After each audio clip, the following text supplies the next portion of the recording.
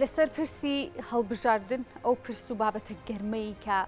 ماوەیەکە تاوی حیزبەکانی هەرێمی کوردستانی بەخۆیەوە سەرقاڵ کردووە. دیارە هەڵبژاردن تەنها لە هەرێمی کوردستان نەبووەتە کێشە و لە عێراقیش بە هەمان شێوە پرسی هەڵبژاردنەکان و میکانیزمەکەی بە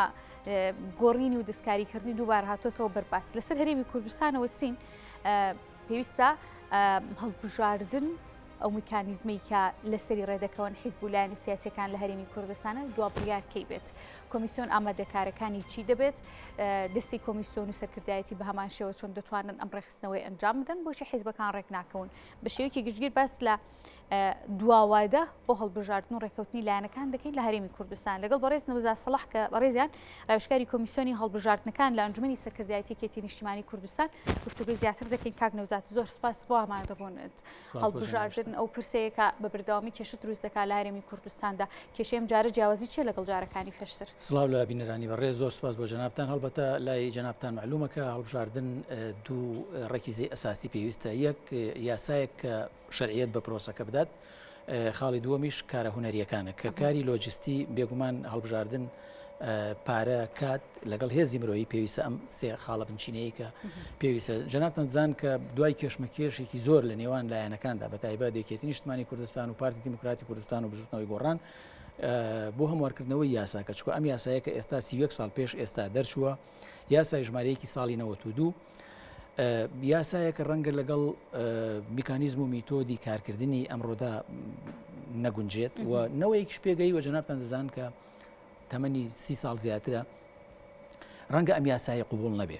کە ئێستا مادە بە مادەگەر بێنە سەر نەنگیەکانی ئەم یاسایە ئەوە زۆر ئەخایەنێ بەڕاستی. بەڵام ئەگەر بە شێوەیەکی کورت و بە شێوەیەکی گشتگیر باسی لێ بکەین کەم و کورتی ئەم یاسایە چییە؟ ئەم یاسایە کەم و کورتی زۆرە، ینی بۆ نمونە لە مادەی 29دا فەقەرە ئەلف، فەقەرە با، جیم، ئەمانە کۆمەڵێ مادەی یاساین کە ینی بۆ نمونە هەر لە قوبوڵکردنی ئەندامانی پەرلەماندا یاخود کاندیدا دەڵێت پێویستە تەنها بزانێت بخوێنێت و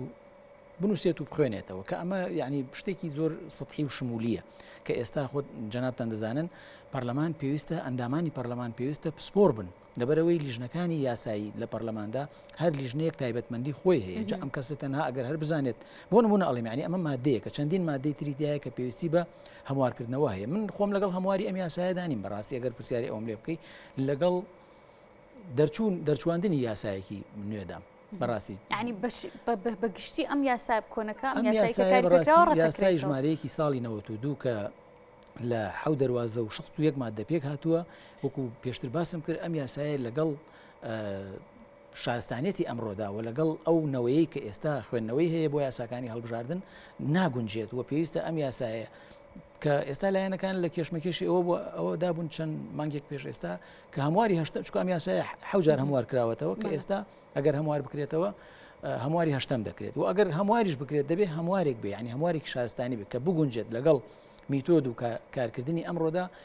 بەپێی ئەو پێوە نێودەوڵەتیانی ساڵەکانی داوتریشدا. بەڵێ لەگەڵ ئەو پێوە نێودەوڵەتیانی کە هەڵبژاردننی پێ ئەنجام دەدرێت وەکو وڵاتانی دنیا. لەبەرەوەی ئەم یاسایە کە ینی سەر لەبەری یاساکە پێویستە گۆڕانکاری تیا بکرێت. جا ئەگەر ئەمە هەر نەکرێ باشترە یاسایەکی نوێ دەبشێنرێت لە کۆمیسیۆن. بەڵام تەنها خۆ گرفتی هەڵبژاردن ئێستا هەر یاساکە نییە. کۆمیسیۆنی باڵای سەربەخۆی هەڵبژاردنەکان و ڕاپرسیش خۆیان وادەکەیان بەسەر چوە پێویستە لە پەرلەمانەوە جارێکیکە ئەو ئانیشتەمەنیان درێژ بکرێتەوە یاخود بۆیان نوێ بکرێتەوە یاخود کۆمیسیۆنێکی نوێ دابمەدرێنرێت و هەڵبژاردننی پێ ئەنجام بدرێت و هەڵبژاردنیش خۆتان دەزانێت ینی هەر بۆ ئەم بابەتانەیە کە باسی ئەکەین، ینی بۆ دەسەڵاتدەستکردنی دەسەڵاتە، بۆ ئەم دەربازبوونە لەم دۆخە چەق بەستووی کە ئێستا هەرێمی کوردستانی تێکەوتەوە بۆ شەرعیەتدانە بە قوارەی سیاسی هەرێمی کوردستان، چکە هەڵبژاردن یەکێکە لە ڕێکیزە ئەساسیەکانی دیموکراتی. ئەمە ناڵێن هەڵبژاردن لە هەر وڵاتێکا بکرێت ئەم وڵاتە دیموکراتیە، بەڵام هەڵبژاردن بۆ خۆی یەکێکە لە خاڵە بنچینەکانی دیموکراتی و پەیڕەوکردنی دیموکراتیە بۆ لەبەر ئەوەی ئیرادەی تاکی تێدا بەرجەستە دەکرێت. باشە ئەم ناکۆکی کە لە نێوان حیزبەکانی هەیە دەچێتەوە نەو چەرچێوەی دیموکراتیەکە؟ لە ڕاستیدا خۆی ئەگەر دیموکراتیت بەرجەستە بکرێت پێویستە هەڵبژاردن لە وادەی خۆیدا لە کاتی خۆیدا بە ئەنجام بگەێنرێت و یەکێتی نیشتیمانی کوردستان هەر لە سەرەتای دروستبوونیەوە بڕوای تەواوی بە پرۆسی هەڵبژاردن بووە بەڵگەش ئەمەی سەلماندووە هەر لە سەرەتای دروستبوونی یەکێتی نیشتمانی کوردستانەوە و لە سەرەتای دروستبوونی شۆڕشەوە لە گوندەکانە یەکێتی نیشتمانی کوردستان وەکو داهێنانێک هەڵبژاردننی بۆ گوندەکان کردەوە ئەنجومەنی گوندەکانی داهێنانی لە هەڵبژاردننا کردەوە بۆ ئەنجومەنی گوندەکان بۆیە یعنی زۆر جار دەبیستین کە دەڵێن یەکێتی لەگەڵ هەڵبژاردنانی یا لەگەڵ دواخستنیەتی ئەمە بوختانێکی گەورەیە بەڕاستی و یەکێتی بە بەردەوامی لەگەڵ هەڵبژاردندایە لەگەڵ لە وادەی خۆیدا و هەڵبژاردنێکی پاک و بێگەرت یەکێتی نیشتیمانی کوردستان لەگەڵ لایەنەکان و حیزبەکانی دیکە کۆبووتۆ لەسەر دیاریکردنی وادەی هەڵبژاردن میکانیزمەکانی ئەوان دەڵێن چی؟ هەر ساڵی ڕابردوو بوو باسی ئەوە کراکە لایەنەکان چەندین کۆبوونەوەیان لەسەر ئەوە کرد کە هەمواری یاساکە بکرێت بازنەکانی هەڵبژاردن بکرێنە چەند بازنەیەک یاخود 4 بازنەی هەڵبژاردن لە یەک بازنەوە و کۆمسیۆن کارا بکرێتەوە ئەمە کۆمەڵێک خاڵن کە ناکۆکیەکانی لەسەر ئەوەی جەنابەتەر لەسەرتاوە فەرمووت لە ئێستادا کۆبوونەوەکان تا ئێستا چەقبەستووی بەخۆیەوە بەستووە یعنی شتێکی ئەوتۆ نییە کە ئێستا لەسەری کۆب تەنها ئەوەیە کە ئێستا کۆبوونەوەی هەرێم هەیە کە جارێک کە وادەی هەڵبژاردن دەست نیشان بکرێت بە مەرسوم بەڕێز سەرۆکی هەرێم مەرسوم دەربکات یاخود ئەوە تا پەرلەمان ڕاست پێدرێت بۆ ئەوەی وادەی هەڵبژاردن دەست نیشان بکەن بەڵام لە ئێستادا هەلومەرجە سیاسیەکەی هەرێمی کوردستان و هەلومەرجە سیاسیەکەی عێراق خۆتان دەزان کە هەلومەرجێکە عێراق لە دۆخی گۆڕانکاری و کوڵاندایە بەڕاستی هەر هەرێمی کوردستان نییە قسە لەسەر هەڵبژاردن بکە خۆ عێراقیش پێویستە قسەی لەسەر هەڵبژاردن هەبێت بەڵام ئەوەی کە تایبەتە بە هەرێمی کوردستان ئێمە بۆ ئەوەی دوانەکەوین لە کاروانی دیموکراتی و ئەم خەباتە مەدەنیی کە ئێستا هەیە پێویستە هەڵبژاردن ئەنجام بدرێت ئەکەوێتە کێوە هەموو حیزبەکان بەگشتی دەڵێن لەگەڵ هەڵبژاردنین بەڵام وادەکەی دەستنیشان ناکرێ ئەو میکانیزم و پێداویستە لۆجیستی و تەکنیکی هونەریانە کە پێویست دەکات بۆ کۆمیسیۆن و بۆ ئامادەسازیەکانی هێشتا هەر نهاتوتە بەرباسەوە کۆمیسیۆن 6 مانگ بۆ 9 مانگی پێویستە بۆ ئەوەی ئەم بابەتانە ئامادە بکات ئەگەر بشێوێت زیاتر هەڵی فڕوکێنێ یاخود بە خێرایی بیکات ڕەنگە ماوەیەک لەوە کەمتری پێویست بێت بەڵام وەکو عەرزم کردی کۆبوونەوەی لوتکەی حیزبەکان یاخود کۆبوونەوەی سەرۆکی هەرێم کە وادەی هەڵبژاردن دەستشان بکات یاخود پەرلەمان ڕاست پێرێ بۆ ئەوەی وادەی هەڵبژاردن دەستشان بکرێت بۆ ئەوەی ئیتر ئەو بابەتانی کە جەنابەت ئەفەرمی بابەتی لۆجیستی کارتی دەنگدانە ئامادەکردنی لیستی دەنگدەرانە پاکردنەوەی تۆماری دەنگدەرانە ئامادەکردنی لیستی کاندیدەکانە ئەمانە کە کاری هوەری کۆمسیۆنی باڵای سەربەخۆی هەڵبژاردنەکان و ڕاپرسیە دەبێت ئەنجام بدرێت باشە ئەم بەست لە کۆمیسیۆن کرد کە ئەوان ژوادەکەیان بەسەر چۆ دووبارە دەبێت دەستەیەکی نوێ هەڵبژێردرێتەوە بۆ کۆمیسیۆن سەرپەرشتی کارەکانی هەڵبژاردن بکات ئەم دەستەی پێویستیان بە چەندێک دەبێت بۆ ئامادەسازی هەڵبژاردنەوەیان و خستنەگەڕ و خستنە سەرپی کارەکانیان وەکو باسم کرد 6 مانگ بۆ 9 مانگی پێویستە ینی کۆمسیۆن ئەم کارە هونەریانی کە دەیکات هەروە ئاسان نیە ینی چاپکردنی کارتی دەنگدانە بابەتی لۆگۆیە ئەمانە هەموو کاری هونەری کۆمسیۆنی باڵای بایۆمەتریە خۆی دەبێت ئەگەر سیستمی بایۆمەتری بێت وەکو عێراق بەڕاستی ئەمە ڕزگاربوونە لە هەموو ئەو بابەتانی کە ئێستا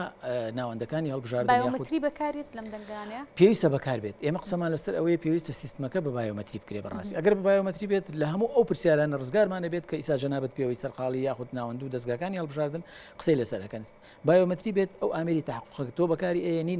ناسینەوەی دەنگدەر ئیتر تۆ کارەکانت بۆ ئاسان ئەکات یعنی قۆناغێکی زۆر لە پرۆسی هەڵبژاردن تێ ئەپەڕێنیت بە سەلامەتی باشە کاک نەوزات دیارە حیزبەکان باسییان لەو کردووە کە هەڵبژاردن ئەنجامەدرێت بەپێی ئەو ماوەیەشی کە پێویستە بدرێت بە کۆمیسیۆن 6 بۆ 9 مانگە ئەنی لەم ساڵدا و هەڵبژاردنە لە 2023 ئەنجامەدرێت ناتوانین مانگی سێ بەڵێ هێوی خەن ناتوانین فاڵ بگرینەوە بۆ وادەی هەڵبژاردن وەکو بەڵام سیاست و کاری حکومی دوڵەت بەڵێ ئەگەر کۆمیسیۆن دەست بەکار بێت لە ئێستاوە خۆ هێشتا ئەم ساڵ تقریبان دەمانگی ماوە لە ماوەی ئەم دەمانگا بەڵێ کۆمیسیۆن دەتوانێت کارە هونەریەکان جێبەجێ بکات و هەڵبژاردن ئەنجام بدرات بەڵام پێشتر باسی یاسا و سیستمەکەت کرد بەڕاستی ئەمە تازەترین شیکاری ئێمەیە کە لەسەر یاسای هەڵبژاردنەکانمان کردومانە یاسای ژمارەیەکی ساڵی 92 و کە لە خۆتان دەزان 5 خولی پێ هەڵبژاردنی ئەمەوەکو کۆمیسیۆنی هەڵبژاردنی یەکێتی نیشتیمانی کوردستان بەڵێ ئەنجومەنی سەرکردایەتی و یاسای ژمارە 9 ساڵی 2020 کە لە دەی 2021دا هەڵبژاردننی ئەنجومەنی نیشتیمانی عێراقی پێ ئەنجام درراوە لەم شیکاریەدا سەرجەم ئەو خاڵە لاوەزوو گەشەکانی هەردوو یاساکەمان بەراورد کردووە و بەراوردێکی شیکاریانەمان بۆ کردووە کە بۆ ئەوەی ڕوئیامان ڕوون بێ بتوانین چۆن خۆمان دەرباسکەین لەم بابەتە بەڵام من دێمەوە سەر خاڵی بنچینەی کە لە سەرەتادا عەرزم کردیت ئەم یاسایە پێویستە هەر لە بنەڕەتەوە گۆڕانکاری بەسەردا بێت و یاسایەکی نوێ دەربچێنرێت. باشە لە نێو ئەم بابەتەیە کە ئەم پەرتوکەیە ئەم کتێبەیە کە هەیە بەس لە لوسی سمکراوە کە خاڵە ناکۆکەکە بوو چێنێگەویش یەک بازنەی یاخود 4 بازنەی لەمە باسی لیۆ کراوە بەڵێ ئەوەش باس کراوە ئەوانە کۆمەڵی خاڵن کە لایەنەکان بە تایبەت یەکێتی نیشتمانی کوردستان و پارتی دیموکراتی کوردستان کە پێشتر پێش چەند مانگێک کێشەکە ینی قورستر بوو بەڵام ئێستا پارتی دیموکراتی کوردستانیش هاتووەتە سەر و قەناعەتی کە هەڵبژاردن بە 4 بازنە ئەنجام بدرێت و کەمینەکان دابەشی سەر پارێزگاکان بکرێت کە ئەمە دوو خاڵی جەوهری بوو کە ناکۆکیەکە یەکجار لەسەری تون بوو بەڵام ئێستا خۆشبەختانە تا ڕادەیەک قەناعەتێکی وها دروست بووە. کەواتە ئێستا ئەکرێ بڵین کە ئەو خاڵە ناکۆکی لە نێوان حیزبەکان بوو چارەسەر بووە بەڵێ هەندێک لە خاڵەکان چارەسەر بووە وەکو باسم کرد پێشتر ماوەتەوە ئەوەی کۆبوونەوەی لوتکەی حیزبەکان بکرێت یاخود بەڕێز سەرۆکی هەرێم بە مەرسوم کاتی هەڵبژاردن دەستنیشان بکات یاخود لە پەرلەمانەوە بە یاسایەک ئەم بابەتانە چارەسەر بکرێت بۆ ئەوەی وەکو باسم کرد هەرێمی کوردستان دا نەبڕێت لە پرۆسی هەڵبژاردن چکۆ جەنابتان دەزانن یونامی نەتەوە یەکگرتوەکان و وڵاتانی زلهێز و وڵاتانی تریش هاتبوونە سەر هێڵی یعنی چەند مانگێکە لەگەڵ هەموو حیزبەکانەوە لەگەڵ ناوەندی هەڵبژاردنەکاندا گزارشتیان لەوە کردووە کە پێویستە هەرێمی کوردستان وادەی هەڵبژاردن دەستنیشان بکات وڵ هەڵبژاردن دوان نەکەوێت وەکو باسم کرد لەبەرەوەی هەڵبژاردن بەشێکە لە دیموکراتی. باش کاکنەوزات بە بەردەوامی کە باس لە هەڵبژاردن دەکرێت یاخود لە سەروبەندی هەڵبژاردن و ئامادەکاریەکان ئەم کێشان لە هەرێمی کوردستانە دروست دەبێت بۆچی تا ئێستا هەرێمی کوردستان نەهەنە گەشتوتە ئەو خاڵە دیموکراسیە کە هەڵبژاردنێک زۆر باز لەوە دەکرێت بۆ یەک جاریش بۆ تاقیکردنەوەش هەڵبژاردن لە کاتی خۆی ئەنجام نەدراوە بۆچی ئەم کێشانە دروست دەبێت لە هەرێمی کوردستانە؟ پرسیارێکی جەوهریە جەنابتان دەزان کە ئەم پێنجقولی هەڵبژاردننی ئەنجومەی پەرلەمانی کوردستان پێشتر بەداخەوە ئەوەی هیچ یەکێک لەو پرۆسانە لە کاتی خۆیدا لە وادی خۆیدا ئەنجام نەدراوە یعنی بابەتەکە سیاسیە خۆمان دەزانین ڕێکەوتنی لایەنەکان بەتایبەت لایەنە گەورەکان ڕێکەوتنی لایەنەکان ڕێنەکەوتنیان لەسەر وادەی هەڵبژاردن لەسەر کۆمەڵێک پرس لە پرۆسی هەڵبژاردندا وای کردووە کە ئەم هەڵبژاردنەکان لە کاتی خۆیان ئەنجام نەدرێت بەڵام پێویستە ئێمەش قۆناغ بۆ قۆناغ یعنی هەڵبژاردن دوای هەڵبژاردن فێر ببین ینی ئەلفوبای هەڵبژاردن فێر ببین وەکو ئەو وڵاتانی کە ئەوانیش لە سەرەتادا توانیویانە پرۆسی هەڵبژاردن ئەنجام بگەێنن هەڵبژاردن لە وادەی خۆی ینی تۆ سەری عێراق بکە لە دوای 2004ەوە عێراق 5 جار گۆڕانکاری لە یاسای هەڵبژاردنەکانە کردو وەکو پێشتر باسم کرد یاسای ژمارەیەکی ساڵی 92 کە لە 8 چواری 92 دەرچووە و لە 5 هەڵبژاردننی پێ ئەنجام درراوە یعنی هەر ئەم یاسا کۆنە هەر ئەم نەوەی کە ئێستا پێگەیوە ڕەنگە قوبولی نکات بەم یاسای هەڵبژاردن ئەنجام بدرێت بۆ ینی شتێکی قورس نییە ئەوە ئەگەر یاسایەکی نوێ دەربچێنرێت هەڵبژاردننی پێ ئەنجام بدرێت یاخود ئەم یاسایە هەمواری هەشتم بکرێت بەڵام هەموارێکی وها بکرێت کە ئەو کەسانی کە شارەزان لە بواری هەڵبژاردندا جگای قەناعەتیان بێت یعنی ئەو خاڵە گەشانەی تێدا دەربچێنرێت یاخود ئیبراز بکرێت کە تاکی دەنگ دەر تێر ئەکات لە پرۆسی هەڵبژاردن. باشە ئەم پرسیارەدا ڕاستە دەکەم دواتر وچانێک وەردەگرین کاکنەوزات لەگەڵ تا دەمێنمەوە لەسەر ئەم بابەتە ئەویش چەند بازنەی کە 4 بازنەیە لەگەڵ یەک بازنی کە سیستمە کۆنەکەی خاڵە ناکۆکەکەی ینی بۆچی بۆتە خاڵی ناکۆکی لە نێوان حیزبەکانە یەک بازنەی لەگەڵ 4 بازنی جیاوازیان چییە و سوودی چی دەبێت ئەگەر گۆڕانکاری بەسەرداوێت بە 4 بازنەی؟ بەڵێ جەنابتان دەزان کە بەپێی ئەو زانیارێنی کە لەسەر هەڵبژاردن هەمانە ینی لە یەک بازنەیدا کۆمەڵێک شتی تێدایە کە لە 4 بازنەیدا نایبینی بۆ نمونە لە 4 بازنەیدا جوگرافیای هەڵبژاردن دابەشی ئەو شوێنانە دەکرێت کە تۆ بۆ نمونە شارێک وەکو سلێمانی با بڵێن 18 بێت 32 کورسی بێت هەرچەند بێت تۆ دەتوانی بە شێوەیەکی دادپەروەرانە ئەم کورسیانە دابش بکەیت بەڵام حەقی قەزا و ناحیەکان نافەوتێت و تۆ لە هەڵبژاردننی 4 بازنەیدا نوێنەری قەزا ڕاستەوخۆ خۆی دەنێریتە پەرلەمانی کوردستان نەک لە پارێزگاوە قسە لەسەر بەرژەوەندی قەزا بکرێت مافی دەنگدەر تێدا پارێزراوە لەبەرەوەی ڕەنگە دەنگدەرێک لە قەزایەکە حەز بکات نوێنەرەکەی لە قەزاکە بێت و خاڵێکی گەشتری 4 بازنەی ئەوەیە کە دەنگدەر ئاسانتر دەتوانێت نوێنەری قەزاکەی خۆی کە لە پەرلەماندایە ببینێت و بەریەکەوتنیان ڕەنگە ئاسانتر بێتە ئەوەی بێت بۆ پارێزگا یاخود لە نوێنەری قەزا هەر نەبێت بۆ ئەوەی پرۆژە و کارەکان ینی ئەو کارانەی کە بە ئەندامی پەرلەمان دەست پێدرێت لە ڕێگای نوێنەرایەتیەوە خەڵک باشتر دەتوانێت بەریەکەوتنی لەگەڵ ئەم نوێنەراندا هەبێت خاڵێکی گەشتر ئەوەیە کە بەڕاستی دیموکراتی تایدا بەرجەستەترە بۆ ئەوەی دەنگدەر سنووری جوگرافیای هەڵبژاردن بۆ دەنگدەر ئاسانترە وەک لەوەی کە تەنها لە سنتەری شاردابێ و سنتەری شاریش ئەو کاتە بە گوێرەی ئەو دابەشە جوگرافی کە کراوە نوێنەرەکانی خۆی دەرئەچێنێت نەک مافی قەزاکان بخات لەگەڵ کۆمەڵی خاڵی گەشتردا بەڵام لە یەک بازنەیدا ئەگەر لەم بەراوردە شیکاریە کە باسی ئەەکەم بەراوردی ئەوەشمان کردووە لە یەک بازنەیدا مافی قەزاکان پارێزراو نییە و دەنگدەر سنووری دەنگدان بۆ دەنگدەر سنوورێکی دیاری کراوە کە ڕەنگە دەنگدەر خوازیاری ئەوە نەبێت کە تۆ لە شوێنێکە حەسرت کرد بێت ئللا هەرێ بێ لەو شوێنە دەنگ بدات وە کۆمەڵی خاڵی گەشتری تایە کە دابشکردنێکی جوگرافی دادپەروەرانەیە بۆ لەبەرەوەی تۆ مافی خۆیەتی ینی لە نوێنەری قەزاکان بچێتە پەرلەمان کە باشتر دەتوانێت گزارشت لە قەزاکەی خۆی بکات هەتا لە سنتەرەوە بۆ لەبەرەوەی ئەو کەسی کە لە قەزاکایە باشتر دەزانێت کێشەی ئەم قەزایە چییە هەتا نوێنەرێک کە لە سنتەری شارەوە لە پارێزگاوە ڕاستەخۆ هەڵقڵاوی ناو خەڵکە بێت ڕاستەخۆ هەڵقڵاوی نێو خەڵکە و خەڵکی قەزاکە خۆی دەنگیت ئەو کاتە گومانیش نامێنێت لەوەی کە ئەم کەسە دەنگەکانی دیارە هەر لە قەزاکە چەند دەنگی هێناوە بازنەکەشی دەستنیشان کراوە. باشە دواتر دێمە سەر خوقاتەکان کە لە کاتی هەڵبژاردندا ئەنجام دەدرێت و خاڵە ناکۆکەکە ئیستا لەسەری ڕێکەوتن کاوی چوار بازنی یەک بازنی کۆمەڵک بابەتی دیکە پاشوچانێکی لە ناوبڕەوچانەکە باسمان لە پرسی سەرکەوتنی ئەم هەڵبژاردنە کرد و ئامادە سازیەکانی تا چەند بە خزمەت بە تاوی پێکاتەکانەکە ئەگەر بە چوار بازنی کۆی حیزبەکان ڕێککەوتن کە هەڵبژاردنی ئەم جارە ئەنجام بدرێت. بەڵێ پێویستە پێکهاتەکان ئەوەی کە قسەمان لەسەری کردووە لە پەرلەمانیش پێشتر قسەی لەسەری کراوە لیژنەی یاسایی پەرلەمان وها دەستنیشان کراوە کە پێکهاتەکان دابەشی سەر پارێزگاکان بکرێت لەبەرەوەی مافیان زەود نەکرێت و بەکار نەهێنرێن بەڕاستی هیچ جارێک کە ئەمانش وەکو کەمینە مافی خۆیانە لە هەرێمی کوردستانە کە ئێمە ئاڵێن دیموکراتی هەیە پێویستە ئەم دیموکراتیەتە بەو شێوەیە بەرجەستە بکرێت کە مافی کەمینەکان وەکو خۆی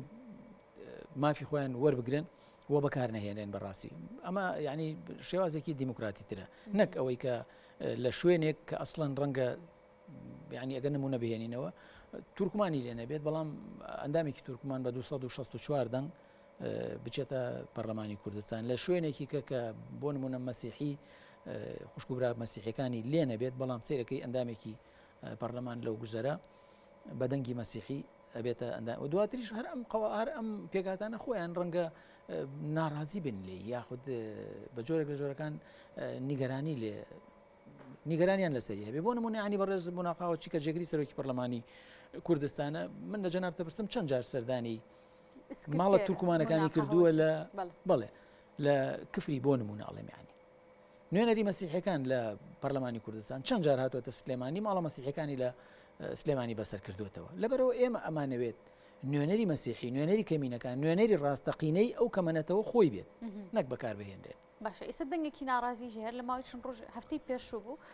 بەشێک لە پێکاتی تورکمانەکان ناڕزاییانە بوو یان و دێمە لە داهاتوودا هاوپەیمانی لیستێکی نوێ دروستەکەین لەبەرەوەی ڕاستەقینەی ئێمەنین ئەمانە لە بەرچاو کراوە گیراوە لە هەڵبژاردنەیە چی دەکرێت پێکاتەکان یاخود لەوانەیە لیستی نوێ لە نێو ئەم هەڵبژاردنەیە دروست بێت ئەمانە ڕەشاوە کرێت لە نێو هەڵبژاردنەکەیە بەداخەوە هێوی خان ئەوەی جەنابەت ئەفەرمیت بەشێک لە ئەو پێکهاتانە پێکاتێکی نەتەوەیی بێت یا ئاینی بێت ئەوانیش بەشێک لەوانە بوونەتە گرفتێک لە گرفتێکیان دروست کردووە کە ڕەنگە بە زیانی خۆیان بشکێتەوە ئەوانش زیاتر دابش ببن کە کورسەکانیشان دوجار دابش ئەبێت بۆیە ئێمە وهامان کردووە ینی ئەوەی کە داوامان کردووە لە کۆمیسیۆن و داوامان لە لیژنەی یاسایی کردووە کە ئەم پێکهاتانە دابشی سەر وەکو باسم کرد پارێزگەکان بکرێت لەبەر پاراستنی مافی کەمینەکان خۆیان بەڵام ئەگەر پێکاتەیەک دەست بۆ ئەوە بێت ڕەنگە پێکاتەکە خۆی زەرریتیا بکات. باشە کاک نەوزاد لەسەر پرسی چوار بازنی و یەک بازنیەکە کێشەی دروست کردووە یان بە کۆتا ڕێکەوتن ئەوەی کە هەبێت لە ئێستا پێم وابێ نیمچە ڕێکەوتن لەسەری کراوە و تا ڕادەیەک پارتی دیموکراتی کوردستانیش قبوڵێتی کە هەڵبژاردننی پەرلەمانی کوردستان بە چوار بازنەی ئەنجام بدرێت. باشە ئەم سیستمی چوار بازنەی یەک خاڵە ناکۆکەکەی نێوان حیزبەکان بوو تا چەند قوڕقاتەکان کەمەکاتەوە بە بەردەوامی لە نێو هەڵبژاردنەکاندا زۆر باسی لەوە کرا کە هەر حیزبەکان لە ناو خۆیان یەکتریان تۆمەتبار دەکردبەوەی کە خڕوقاتە کرێ کە هەڵبژاردنەکە پاک نەبووە ئەم سیستمە ئەمە کەمەکاتەوە خۆی ئەوە بەشێکی ینی ئەوەی جەناب دەفەرمی بەشێکی کەم ئەکاتەوە بڵێ بەڵام هەڵبژاردننی پاک و بێگەرد لە هیچ وڵاتێکی دنیا نییە بەڕاستی ینی ئەمە شەریعەت نادەین بۆی هەڵبژاردن پاک و بێگەرد نەبێت و یەکێتی نیشتمانی کوردستان لە پەیڕەوی خۆشیدا لە مادەی 29دا کە باسی هەڵبژاردننی کردووە بە بەردەوامی قسەی لەسەر ئەوە بووە کە هەڵبژاردنێکی پاک و بێگەرد بکرێت بەڵام ئێمە لە هەرێمی کوردستانە هەرێمی کوردستان بەشێکە لە عێراقیش دەبینی جەنابەت لە نێوان پێکاتە ئیتنی و ئاینیەکاندا کۆمەڵێک یعنی میلیشیا زیاتر دەوری هەیە ئەم میلیشیانە چەکدارن و ئەم چەکدارانە دەسەڵاتیان هەیە و بە چەک بەکارهێنن و هێز بەکارهێنن ڕەنگە تۆ نتوانی لە وڵاتێکی وهادا لە عێراقدا بەنسبەت عێراقەوە بەگشتی ڕەنگە نتوانانی هەڵبژارد ئەو هەڵبژاردنە دیموکراتی کە جەنابەت ئەفەرمی بەرجەستە بکرێت لە هەرێمی کوردستانیشە ئێمە ئەم پێنج خولەی لێ دەرچێت کورد وەکو پێویست ئەزمموی نەبووە لە هەڵبژاردندا بەڕاستی بەڵام ئەگەر تێبینی پرۆسی هەڵبژاردنەکان بکەیت خولێک لە دوای خولێک ئێمە ئەزمموی زیاترمان وەرگرتووە و ئەلفوبایەک زیاتر فێربووین لە پرسی هەڵبژاردن و ئێمە خوازیارین کە ینی پرۆسی هەڵبژاردنەکان بپاک و بێگەردی بەڕێوە بچێت بەڵام بەنسبەت بنبڕکردنی ئەوەی جەنابەت ئەفەرمیت کە هەڵبژاردنێکی پاک و بێگەرد ئەگەر سیستمەکە بایۆمتری بێت و ئەو ئامێرانەی تحقق ناسینەوەی دەنگدەر بەکار بهێنرێت لە کۆمەڵی گرفت ڕزگارت ئەبێت کە هەر پێویست ناکە بچیتەوە سەری باشە لە هەڵبژاردننی عێراق کە ساڵی پار ئەنجام درا هاوڵاتی عێراقی دەنگدەری عێراقی بەشێکی بایکۆتی دەنگدانیان کرد ڕەنجابوون لە هەڵبژاردن لە حیزبەکان هەنیمە و کوڕەتفعل و کوڕیاکشنێکمان بینی لەلایەن خەڵکەوە سزادانێکی حیزبەکان وەکو خۆیان باسییان لێوە کرد حیزبەکان و چاودێرانی سیاسی ینی لەم هەڵبژاردنەیە چی دەکرێت لە هەرێمی کوردستانە لە ینی چاوەڕێ دەکرێت لە خەڵکی هەرێمی کوردستانیش لە حیزبەکانی هەرێم ڕەنجابن